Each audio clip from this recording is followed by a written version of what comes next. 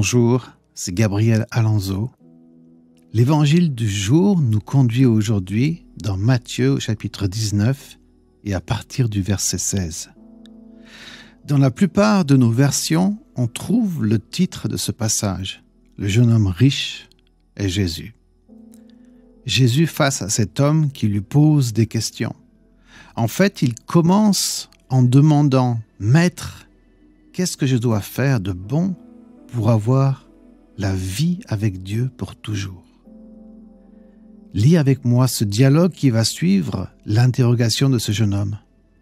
Jésus lui répond « Pourquoi est-ce que tu m'interroges sur ce qui est bon?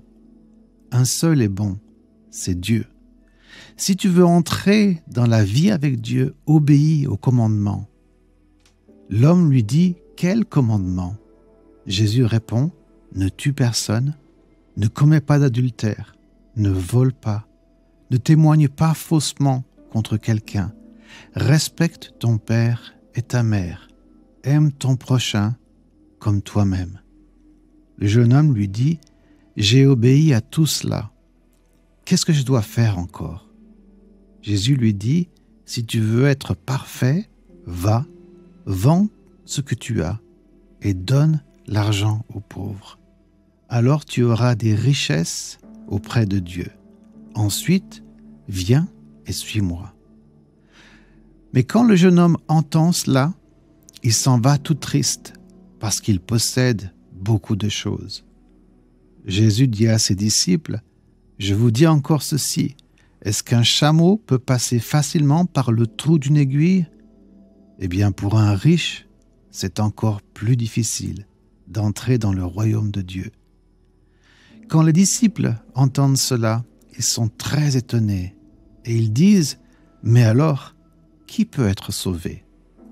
Jésus les regarde et leur dit « Pour les hommes, c'est impossible, mais pour Dieu, tout est possible. » Le Seigneur souligne donc le danger des richesses.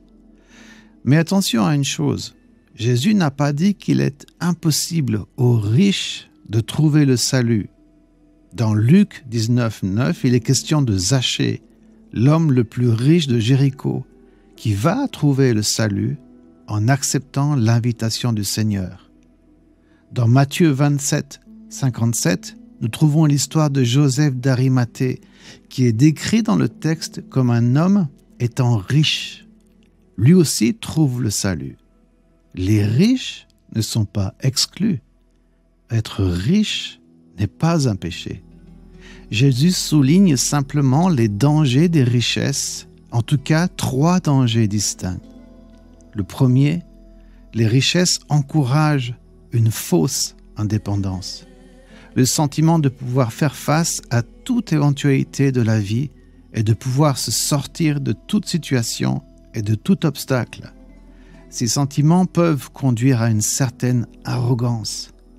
Arrogance que le Seigneur ne manque pas de souligner lorsqu'il avertit l'église de Laodicée dans Apocalypse 3, 17.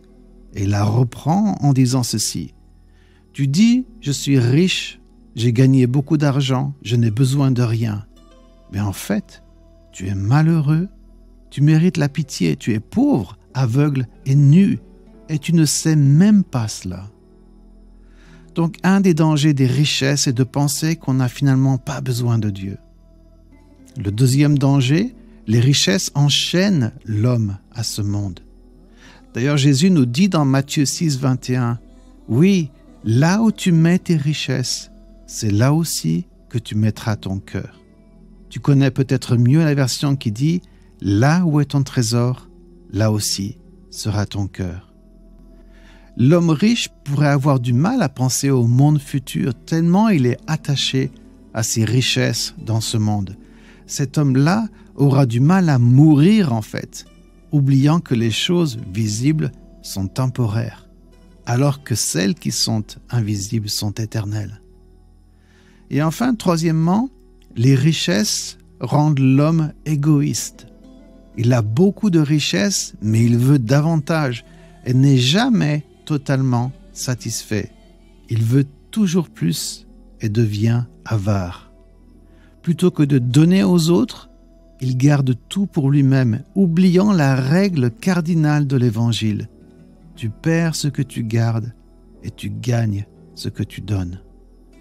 Jésus n'est pas contre la richesse, mais il met en garde l'homme qui pense qu'il n'a pas besoin de Dieu parce qu'il est riche et parce qu'il peut solutionner tous les problèmes de sa vie. Alors que l'homme pauvre n'a nulle part où aller et se jette dans les bras du Seigneur. Les disciples qui trouvent sans doute que la barre est bien haute disent à Jésus, « Mais alors, qui peut être sauvé ?» Pour les hommes, c'est impossible, mais pour Dieu, tout est possible, répond Jésus. Pour celui qui reconnaît qu'il ne peut rien de lui-même, qu'il est pécheur, que bien que riche, il ne peut pas s'acheter le salut. À celui-ci, riche ou pauvre d'ailleurs, il offre gratuitement le salut, la grâce de Dieu, le sacrifice de Jésus qui a payé le prix que demandait la loi du Père. Cette grâce et ce sacrifice travaillent le cœur de ceux qui viennent à lui en confessant leur besoin du Sauveur. Peut-être que, comme Nicodème, tu viens à lui dans la nuit de ta confusion, confus peut-être par tout ce que tu as entendu, confus par tous tes essais manqués de mériter sa grâce, peut-être même par tes rêves de richesse qui t'ont emmené loin de lui et loin des autres. Peut-être que tu es cet homme riche et tu as besoin de ne pas te laisser prendre au piège que la richesse met sur ton chemin. Si tu as beaucoup, laisse le Seigneur te montrer ce qu'il attend de toi. Laisse le Seigneur orienter ton cœur dans la direction de ceux qui n'ont rien. Peut-être que toi, tu n'as pas grand-chose. Nous sommes frappés aujourd'hui par une économie fragile. Certaines personnes doivent choisir entre se chauffer ou se nourrir. Certaines jeunes femmes élèvent seules leurs enfants. Le Seigneur connaît tes besoins et le Seigneur veut que certains d'entre nous soyons la réponse aux prières de ceux qui souffrent. Que ces paroles de Jésus touchent ton cœur, quelle que soit ta situation économique, que tu sois riche ou pauvre. Il est ta portion aujourd'hui, il est la réponse dont tu as besoin, il est celui qui prend soin de toi et des tiens. Seigneur, donne-nous d'être ceux que tu veux que nous soyons, généreux, pleins de compassion et surtout à ton écoute aujourd'hui et dans les jours qui viennent. Aide-moi à être la réponse à la prière de mon voisin. Ouvre mes yeux et rends-moi attentif aux besoins de l'autre. Je mets toute ma confiance en toi et non pas en mes richesses, quelles qu'elles soient. Amen.